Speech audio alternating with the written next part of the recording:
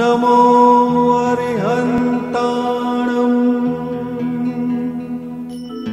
नमो सिद्धाणं नमो आयर्याणं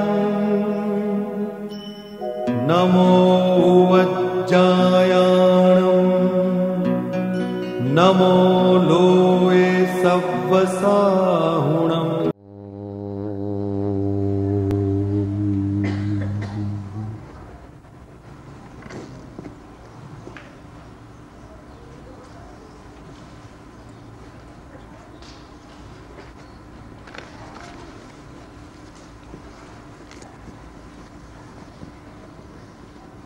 આપણા જીવનની આધ્યાત્મિક ઉન્નતિ માટે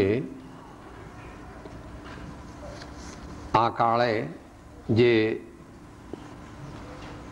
ઉત્તમ સાધન કહ્યા છે એમાં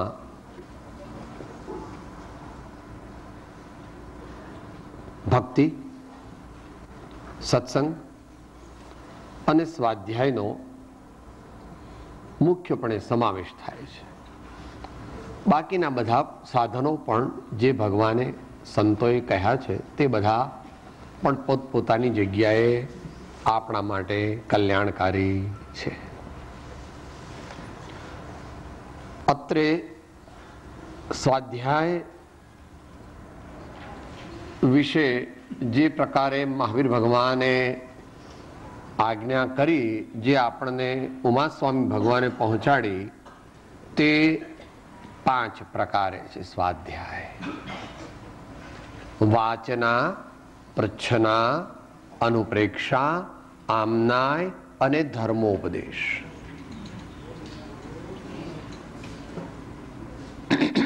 તો એ 5 પ્રકારમાંથી અત્યારે સમયની મર્યાદામાં આપણે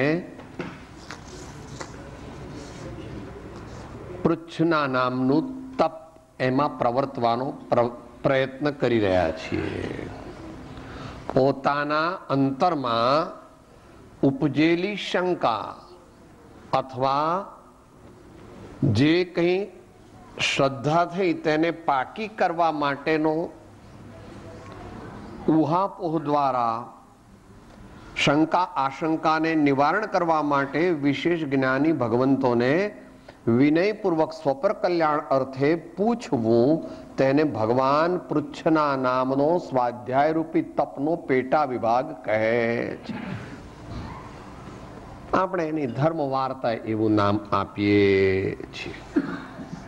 તો એમાં આપણે યથાશક્તિ વિચારીએ.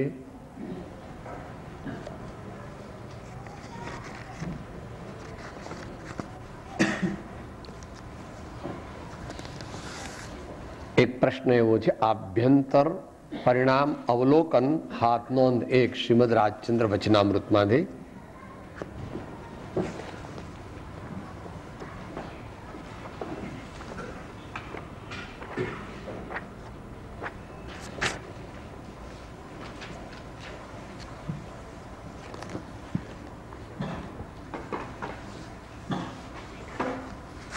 તો બહુ મોટો વિષય છે. 800 આંક 29.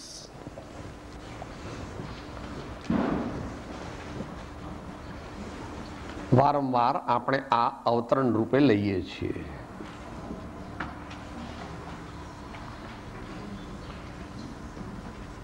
પૃષ્ઠ સંખ્યા શ્રીમદ રાજચંદ્ર વચનામૃત, પૃષ્ઠ સંખ્યા 800, આંક 29. કથન પદ્ધતિ વિશેષ છે એટલે એ તે રૂપે સમજવી જોઈએ.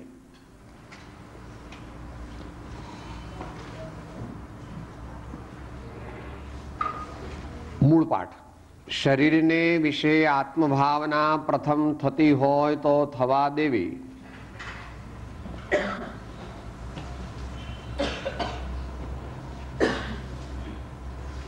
એટલે આ ઉપદેશ કોને આપવામાં આવે છે? જેણે જગતના પદાર્થોને વિશે તો આત્મભાવના કરી નથી, જે અતિ વિસ્તારથી અનેક વાર આપણે લઈએ છીએ. ભગવત કુંદ સ્વામીની ગાથાઓ હમણાં પણ છેલ્લા સ્વાધ્યાયમાં પણ આવી હતી. 19, 20, 21 અબદ્ધ નો કર્મ કાઢીને મૂક્યા. દીકરા, બંગલા, મોટર, સોનું, ચાંદી, હીરા, માણેક, મોતી બધું એનાથી શરીર પર આવ્યા. તો પ્રથમ થવા દેવી એટલે શું? એમાં થવા નથી દેવી, પણ જવું છે અંદરમાં. તો this is the description of the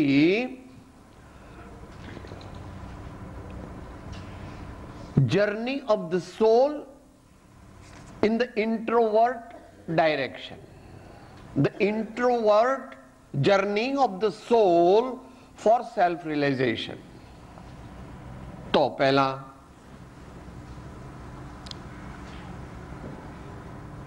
શરીરને વિશે આત્મભાવના પ્રથમ થતી હોય તો થવા દેવી. પ્રથમ શબ્દ મૂક્યો છે. એટલે શરૂઆતમાં તો એવું છે, બાળક જ્યારે ચાલવા શીખે ત્યારે મમ્મીની આંગળી પકડે અથવા તો કંઈક બીજું અવલંબન લઈને ચાલતા શીખે. એમ જે ચિંતનનો અભ્યાસી છે, તત્વનો અભ્યાસી છે, ધ્યાનનો અભ્યાસી છે, એને પહેલા થવા દેવી. એટલે ગહન છે વિષય, એટલે જે પ્રમાણે વિષય આવ્યો છે એ પ્રમાણે એની થોડી સમયની મર્યાદામાં.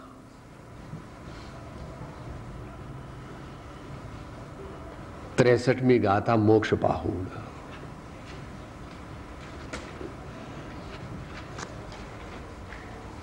આહારનો વિજય કરો,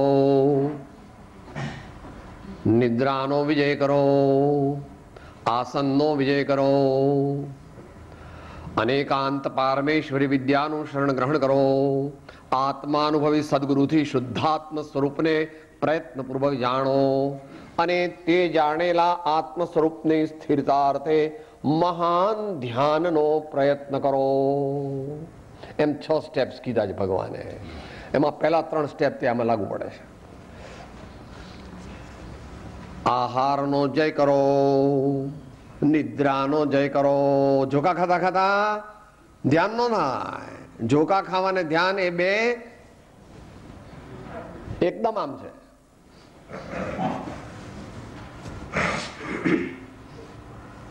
ભગવાન ગૌતમ સ્વામીને તો કહેતા હતા, એ તો બધાને ખબર છે, પણ નરસિંહ મહેતા વર્તમાનમાં કહે છે, નિદ્રા હું તને વારો તું છો નાર ધોતારી રે, જા જા નિંદરા હું તને વારો, જા જા નિંદરા હું તને વારો. તો આહાર, નિદ્રા અને આસન. બધા એમ કે છે કે સાહેબ ધ્યાન કરવા બેસીએ છીએ ને તો મન હાથમાં રહેતું નથી, બહુ સંકલ્પ વિકલ્પ આવે છે.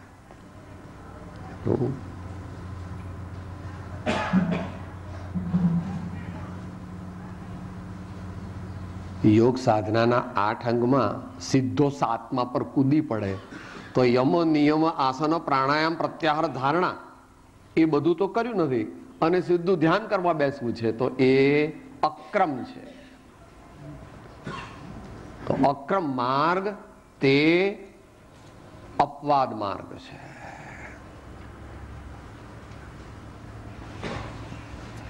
જે મહર્ષિનો લીધેલું થોડું.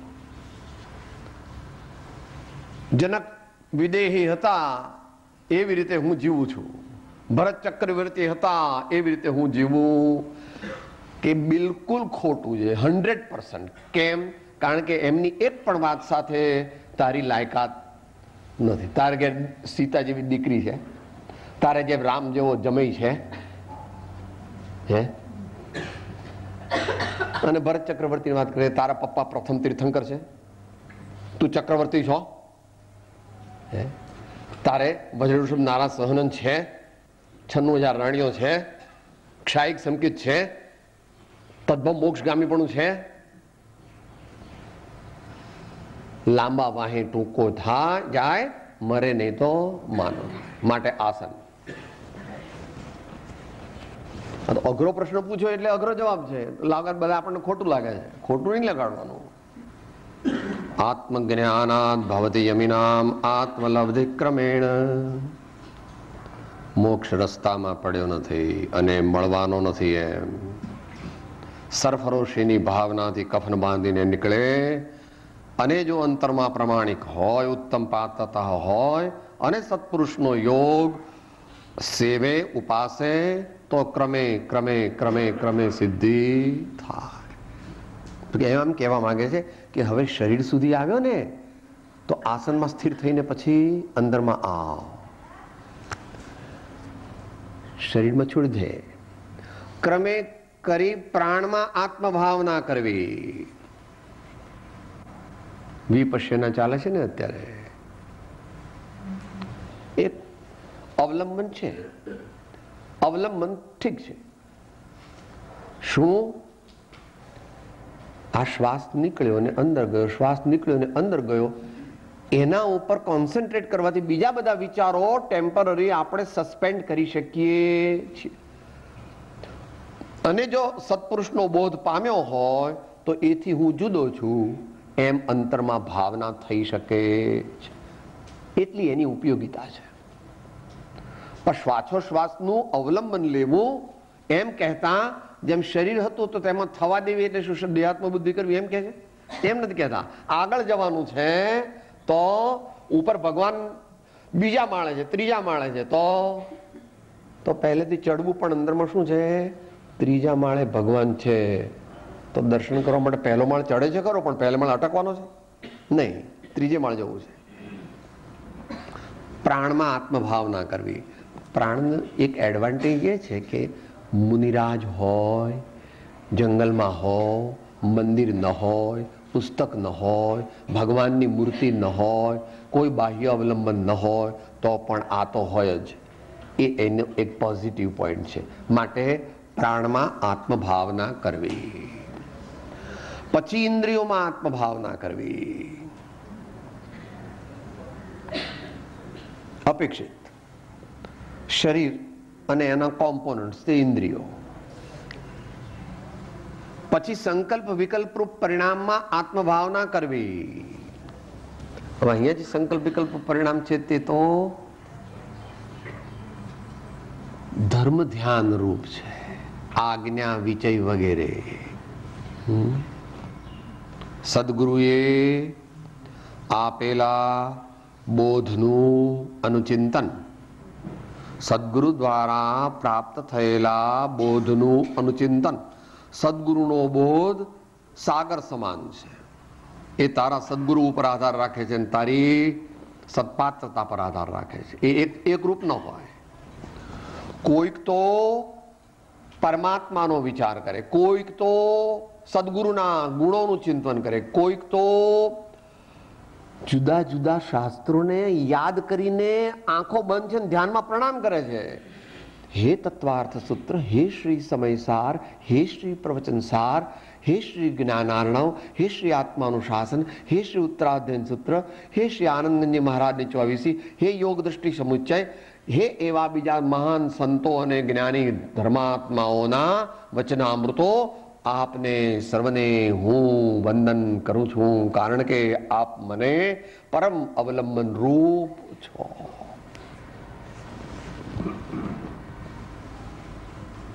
પછી એમાં તો બહુ ઘણું મોટું છે.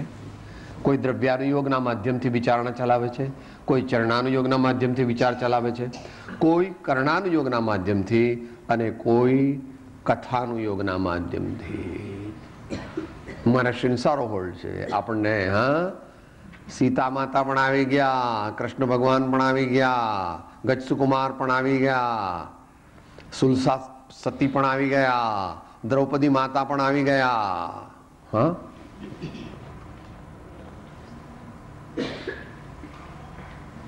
બોલ્યા વગર પણ તેમની સ્તુતિ કરવી. એનું નામ સ્મરણ. શરણ સહિતનું સ્મરણ.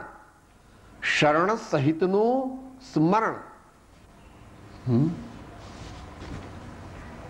ભગવાનની કહેલી આજ્ઞા છે. પૂજાને અંતે બોલીએ છીએ અને અહીંયા આપણે કોતરાવી છે. Number 2, number 3.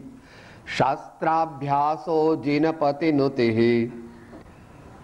સંગતિ સર્વદાર્ય સદ્વૃત્તાનામ ગુણગણ કથા. ચોથો નંબર, સદ્વૃત્તાનામ ગુણગણ કથા.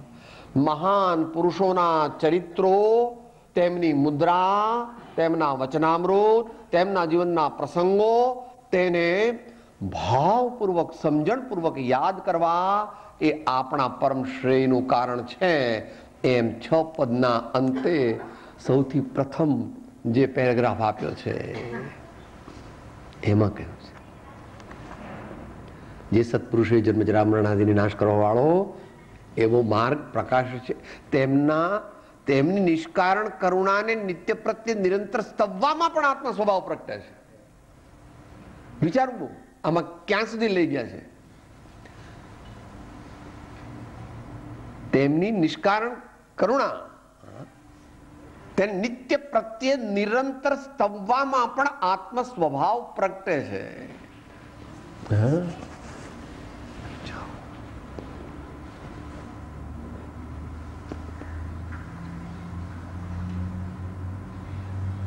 ત્યાં આગળ આવ્યું સંકલ્પ વિકલ્પ એટલે કે દુનિયાના સંકલ્પ વિકલ્પની વાત ચાલતી નથી. આવા કરવા જ પડે છે, આ ફરજિયાત છે, મરજિયાત નથી. કોઈ કે સાહેબ આવું બધું તમે કરો, હું તો બસ એકદમ આત્માના અનુભવ જ મારે એકલો કરવો છે, ભગવાન નહીં જોઈએ, ગુરુ નહીં જોઈએ, શાસ્ત્ર નહીં જોઈએ, બસ આત્માનો અનુભવ કરવો છે. ન થાય બાબા, ભગવાનને નથી થતું. એ આપણે ગઈ વાત થઈ ગઈ હતી. તીર્થંકર ભગવાનને સિદ્ધ પરમાત્માનો વિનય અને આજ્ઞા લીધા વિના દીક્ષા લેવાની આજ્ઞા નથી. આ દુનિયામાં સર્વોત્તમ પુણ્ય અને પવિત્રતાનો યોગ તીર્થંકરને છે. એમને પણ પોતાની જાતે દીક્ષા લેવાની અનુજ્ઞા નથી, તો પછી બીજા કોને હોય? માટે સંકલ્પ વિકલ્પ રૂપ પરિણામમાં આત્મભાવના કરવી એટલે કે શુભો ભાવ વડે મન શુદ્ધ કરો, નવકાર મહાપદને સમરો, નહીં એહ સમાન સુ મંત્ર કહો, ભજીને ભગવંત ભવ અંત લહો, ભજીને ભગવંત ભવ અંત લહો. તો ત્યાં સુધી આવ્યા. હવે સંકલ્પ વિકલ્પને ચરણાની યુગની પરિભાષા છે, દ્રવ્યના યુગમાં પણ આવે છે. એનું નામ સવિકલ્પક ધારણા અથવા સવિકલ્પક ધ્યાન. ધારણા 12માં હોય છે. આંખો બંધ કરો અને ચિંતન કરો એટલે ચિંતન થયું. ત્યાંથી આગળ જવાની વાત કરે છે. હવે પછી સ્થિર જ્ઞાનમાં આત્મભાવના કરવી, ત્યાં સર્વ પ્રકારની અન્યાલંબન રહિત સ્થિતિ કરવી. એ બે સાથે લઈએ, એ દ્રષ્ટાંતથી તરત સમજાશે. આપણે બહુ નાના હતા ત્યારે 1940, 41, 42, 43માં પેલી તકલીથી કાંતતા હતા અને પૂણી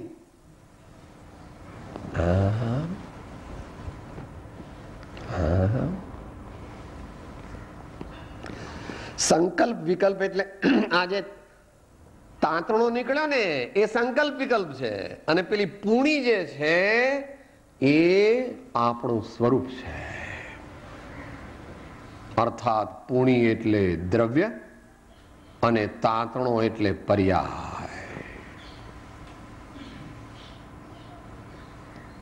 પર્યાયમાંથી દ્રવ્યમાં આવો, ઉપયોગમાંથી ઉપયોગના સ્વામી જ્ઞાયક ભાવ તરફ આવો, વિચારમાંથી વિચારક તરફ આવો. કિનારે બેઠા છો, મોજાઓ ન જુઓ 40-50 ફૂટના, પણ અફાટ અગાધ સાગર છે, તેને નિહાળવાનો પ્રયત્ન કરો.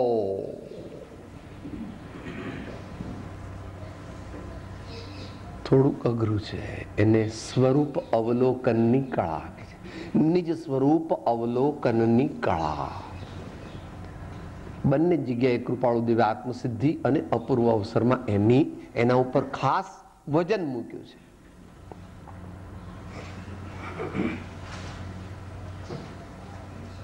નિશ્ચય રાખી લક્ષ્યમાં સાધન કરવા સોય.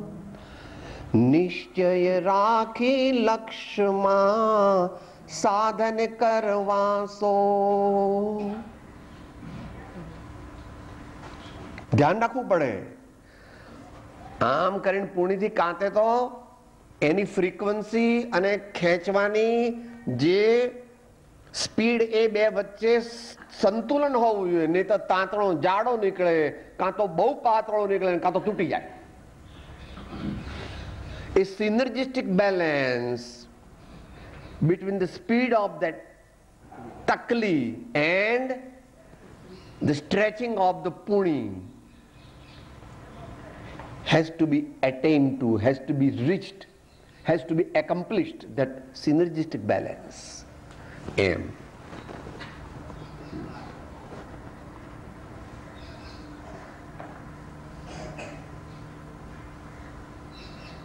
સંકલ્પ વિકલ્પો તે હું નથી, આવું વિચારવાનું નથી, એવો પ્રયોગ કરવાનો છે. કારણ કે એવું વિચાર કરે તો પહેલા વિચાર કરવો પડે. જેમ શરીર દેખાય છે, આંખો બંધ છે તો પણ દીકરો દેખાય છે, આંખો બંધ છે તો પણ મોટર દેખાય છે, એમ આંખો બંધ છે તો વિચાર દેખાય છે, પણ જગતના સર્વજીવો વિચારમાં વહી જાય છે અને વિચારને છૂટો કરીને એ વિચારને પરદ્રવ્ય તરીકે જુએ છે. એ જીવ તે અંતર્મુખ પારમાર્થિકપણે થાય છે. સ્વરૂપ લક્ષે जिन आज्ञा आधीन जो, स्वरूप लक्ष्य जिन आज्ञा आधीन जो. આવું માત્ર સ્વાધ્યાય સાંભળીએ, ઘણા સ્વાધ્યાય આવા સાંભળીએ તો પણ આ થાય નહીં. પ્રયોગ જ કરવો પડે. મોટા ભાગે આપણે બહુ સ્વાધ્યાય સાંભળીને પછી કે સાહેબ આટલા બધા સ્વાધ્યાય સાંભળ્યું પણ મને કે હજુ અનુભવ કેમ નથી થતો. બાપા રાજા વિનાનું વરરાજા વગરની જાન કાઢી સાહેબ, તે વરરાજા વગરની જાન કાઢી છે.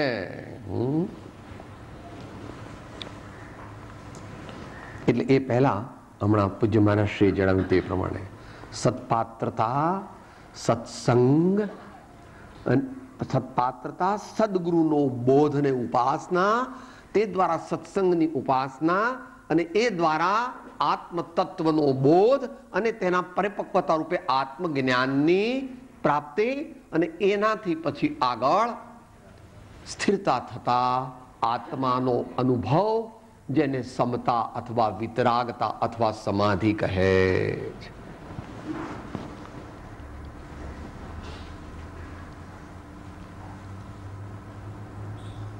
સ્તુતિ કરતા કરતા વચ્ચે એવો પ્રયત્ન કરવો જોઈએ જેને ધ્યાન દશા વિશેષ લાગે એનો અવાજ ધીમો થઈ જાય છે.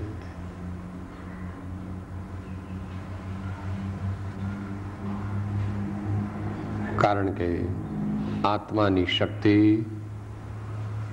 જ્ઞાયક તરફ ઢળી, વાણી ધીમી થઈ, કદાચ બંધ પણ થઈ જાય. કેટલી એકાગ્રતા થાય છે એના ઉપર આધારિત છે. એને જે પ્રયત્ન કરે છે કે આ વિચારનો હું જાણનાર માત્ર છું, આ વિચારો મારાથી જુદા છે, એ જે છે તે સ્થિર જ્ઞાનમાં આત્મભાવના કરવી. તે સ્થિર જ્ઞાન એટલે જ્ઞાયક, સ્થિર જ્ઞાન એટલે જ્ઞાયક. જે ભાઈઓને અભ્યાસ છે તેને જરાક વધારે આગળ ખેંચી ગયા છે આચાર્ય મહારાજ. હું જ્ઞાન પણ નથી, હું દર્શન પણ નથી, હું ચારિત્ર પણ નથી, એક નાયક છું, એક નાયક છે. પણ હજુ એ સ્થિતિ નથી આવી. એની આગળની સ્થિતિ છે હું જ્ઞાન છું, હું દર્શન છું, હું ચારિત્ર. એમ ધીમે ધીમે ચાલે છે, પણ એનાથી હવે પેલી બાજુ ઢળવાનો પ્રયત્ન કરી રહ્યો છે. સ્થિર જ્ઞાનમાં આત્મભાવના કરવી. I don't want to continue these thoughts. I am a neutral observer. I want to remain a neutral observer of this thought flow. This linkage of thoughts is reflected in me. That entity in which these thoughts are reflected is my true self. એમ કરીને, એમ પ્રથમ ભાવના કરીને એ જે entity છે એની અંદર કે છે સર્વ પ્રકારની અન્યાલંબન રહિત સ્થિતિ કરવી.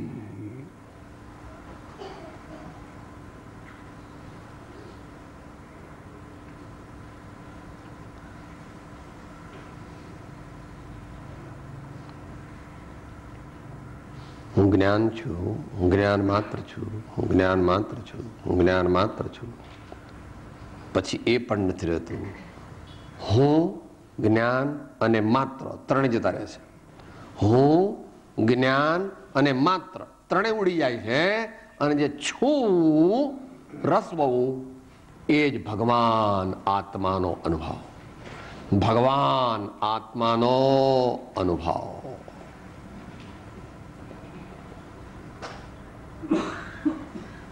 શ્રી સમયસારની 143 ને 144 ગાથાની ટીકામાં આચાર્ય ભગવાને શાસ્ત્રીય પદ્ધતિથી સમજાવ્યું છે.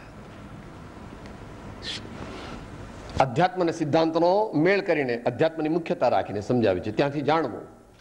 સાદી ભાષામાં કોઈને વાંચવું હોય તો સાધના સોપાનમાં એ વાત લીધેલી છે, એ ત્યાંથી વાંચવી.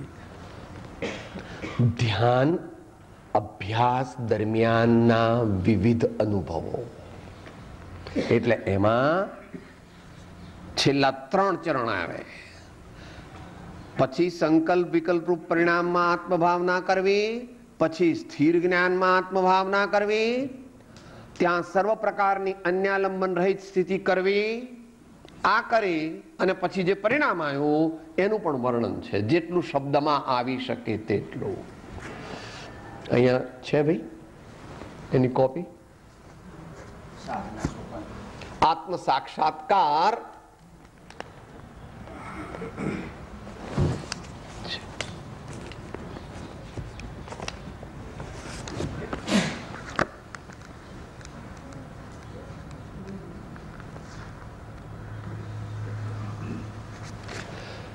પંચાવનમાં પાના ઉપર એકાગ્રતાની સાધના દરમિયાનના વિવિધ અનુભવો એનું વર્ણન છે.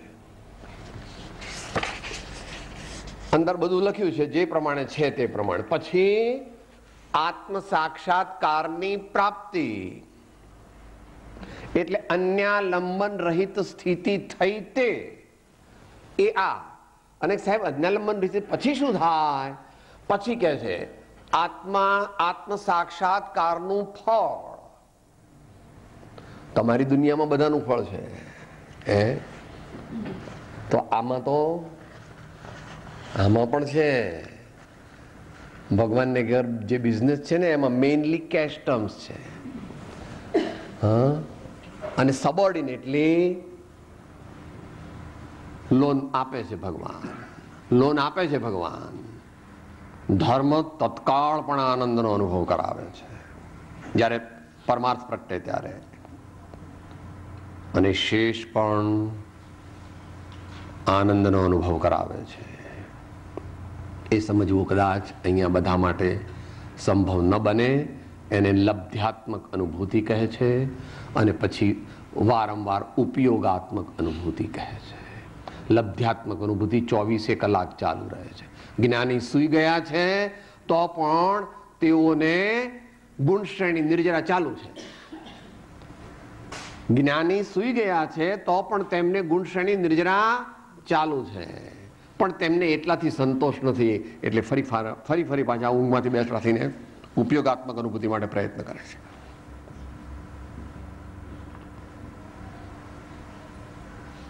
તો ત્યાં સર્વ પ્રકારની અન્યાલંબન રહી સ્થિતિ કરવી, એટલે એના બે પ્રકાર છે પ્રયોગમાં.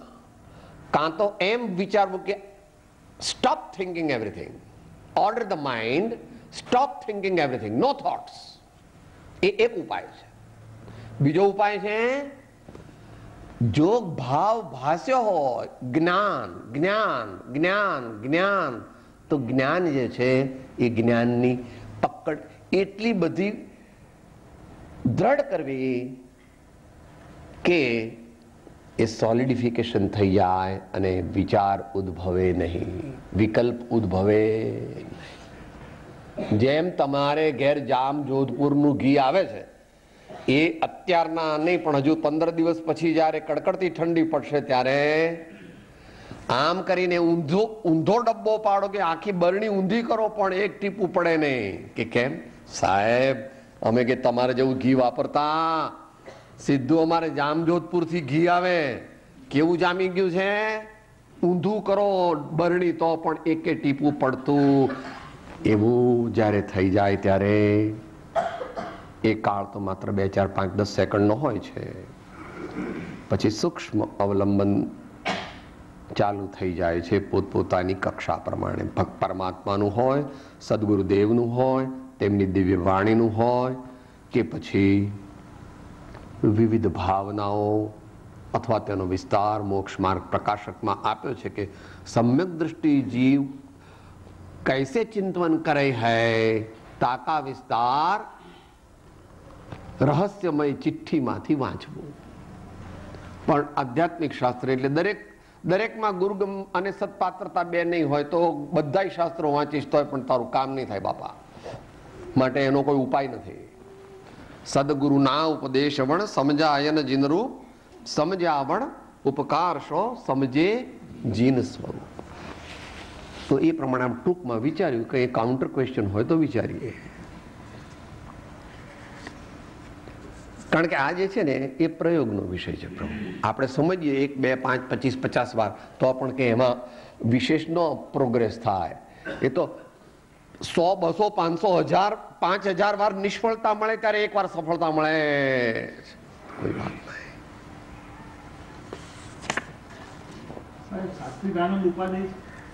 સાત્વિક આનંદ ઉપાદેય નથી પરંતુ પ્રેરક છે. જેમ કે વિરાર આવ્યું એટલે તમને લાગે છે હવે તો તૈયારી છે, બોરીવલી આવે એટલે કે ભાઈ ઉતરો નીચે, હા એટલે બિસ્તર બાંધો, દીકરો તો ત્યાં દાદર કે બોમ્બે સેન્ટ્રલ તેડવા આવવાનો છે. હા, અને એ જ્ઞાનીને પણ હોય છે વારંવાર. અને જ્ઞાનીને એનું મુખ્યપણું હોય છે. તાત્વિક આનંદનું મુખ્યપણું હોતું નથી. તાત્વિક આનંદનું મુખ્યપણું અનુભવ દરમિયાન જ હોય. ચિત્ત પ્રસન્ન રે પૂજન ફળ કહ્યું, પૂજા અખંડિત તે. એ બધા સાત્વિક પ્રકારના અનેક આનંદ, એના અનેક પ્રકાર છે. એ યથાપદ બી સમજી લેવા. એમાં રોકાઈ નહીં જવું, એ જ અઘરું છે. એટલે તે વખતે એ કૃપાળુ દેવે 254માં પહેલો જે મુદ્દો છે એના લેટર પાર્ટમાં કહ્યું છે અને એમાં એક્સક્લેમેશન માર્ક મૂક્યો છે, ઇન્ટુ ઇન્વર્ટેડ કોમા કરીને, અરે કોમા નહીં, બ્રેકેટ કરીને એક્સક્લેમેશન માર્ક મૂક્યો છે. તામસિકમાંથી રાજસિકમાં, રાજસિકમાંથી સાત્વિકમાં, સાત્વિકમાંથી તાત્વિકમાં એવી આજ્ઞા કરી છે. નિસ્ત્રૈગુણ્યો ભવાર્જુન, નિસ્ત્રૈગુણ્યો ભવાર્જુન. એ પ્રમાણે પ્રયત્ન કરો. છે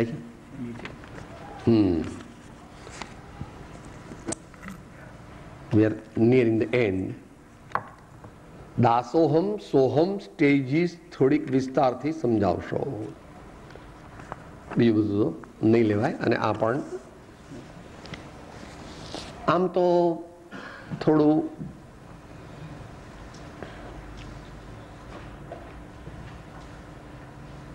આપણે કોના દાસ થઈએ, જેનાથી ઉત્તમ લાભ થશે, આ મને ઉપકારી છે એમ અંદરમાં ભાવ હોય તો જ એનું દાસત્વ તત્વથી સ્વીકારી શકે. બાકી દુનિયામાં તો બધે શિષ્ટાચાર જ ચાલે છે, અને શિષ્ટાચાર અથવા સંપ્રદાયની ક્રિયા ધર્મ છે એમ દરેક જગ્યાએ ચાલે છે, કોઈ પણ ધર્મ હોય, અને એવું જ રહેવાનું છે. તો દાસોહમ ક્યારે થાય? પહેલી વાત જે કરી હતી, જિજ્ઞાસા.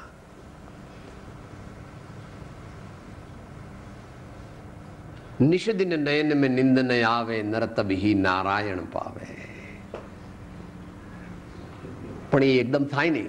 એટલા માટે દીર્ઘકાળ સુધી યથાર્થ બોધનો પરિચય થવાથી એમ કીધું, અથવા તેમાં પણ આ કાળના જીવોને તે બળોની દ્રઢછાપ પડી જવા અર્થે અનેક અંતરાય જોવામાં આવે છે, જેથી કરીને તથારૂપ જિજ્ઞાસુ વૃત્તિએ તે સત્સંગ દીર્ઘકાળ સુધી ઉપાસવાની આવશ્યકતા રહે છે. તો દાસોહમ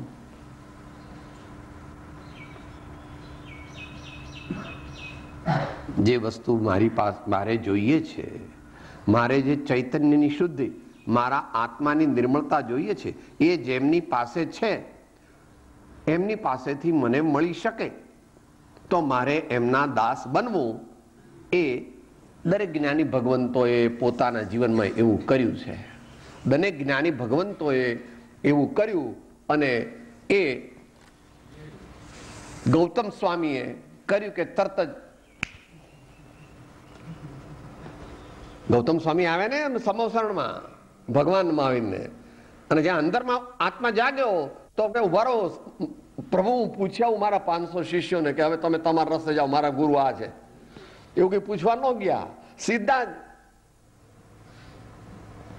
ને એવી પ્રસંગ આવે છે, પેરિસના ઝવેરી ઉત્તરસંડા વાળા પૂના ગયા હતા ને નાટાજીની સાથે, હીરાલાલ ઝવેરી. એ કહે છે કે આ હું તું ખોટા રવાડે ચડી ગયો, આપણે પૈસા વાળા ધર્મ ફરમ ના હું બાવા ને બધું આ હું તું ખોટા રસ્તે ચડી ગયો. એટલે કે ભાઈ મને તો એમાં મને મજા આવે છે. તો કે તમે હું જઈ આવું કે છે. એટલે કે ના ના હું શું કરું? એટલે તમે આવો મારી સાથે. કે હું આવીશ તો તમને નહીં પોહાય. કે હું કોઈ બાવાને પગે લાગતો નથી, અને મારા માટે સોફા સેટ ત્યાં હોય તો હું આવું. કે અમે તમારા માટે વ્યવસ્થા સોફા સેટ બધું મૂકી દીધું, અને જે કથા ન્યાય છે એ પ્રમાણે લઘુરાજ સ્વામીની ભક્તિ થઈ. શું? અને પહેલી જ ભક્તિમાં ક્લીન બોલ્ડ થઈ ગયા હીરાલાલ ઝવેરી, અને કોઈ દિવસ નમસ્કાર નહોતા કરતા, એને એકદમ નમસ્કાર કરી દીધા. અને પછી ધીમે ધીમે થોડા દિવસમાં wind up everything from Paris